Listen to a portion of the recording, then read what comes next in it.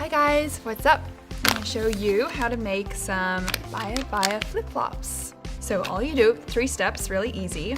Take your flip-flops out of the pack and find these 3 tools inside. There we go, 1, 2, 3. And then you have your right and your left flip-flop. So just put them out in front of you. And then get your straps and pull them out. So what you do is you get your little yellow tool and you put it through the back of the flip-flop. And you know the back because it's got all of the bridges on it. And you put it through the hole, you kind of push it together and just really easy, pop it through. Now there's a right and a left strap. So all you do is that you look at the bottom of the toggle, and this one is the right one, it's got a little R. And all you do is put the top bit into the little groove on the yellow tool, and then you pull it through.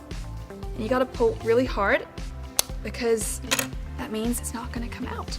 So once you can see that the strap is sitting the way it's meant to, you get your little yellow tool and push it through the bottom hole. Either one is fine. And then you take the strap and you gotta twist it outward.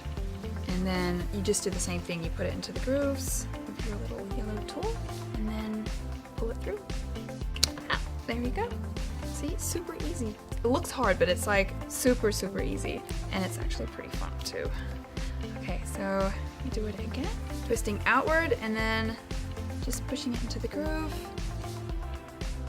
And now, once you've pulled them all through the holes, you gotta make sure that you've twisted it around so that it looks like it's gonna be comfortable on your feet, like that. Perfect. How easy was that? Now we get to add the charm to the strap, which is the fun part. I have chosen a little golden pineapple because it's so cute.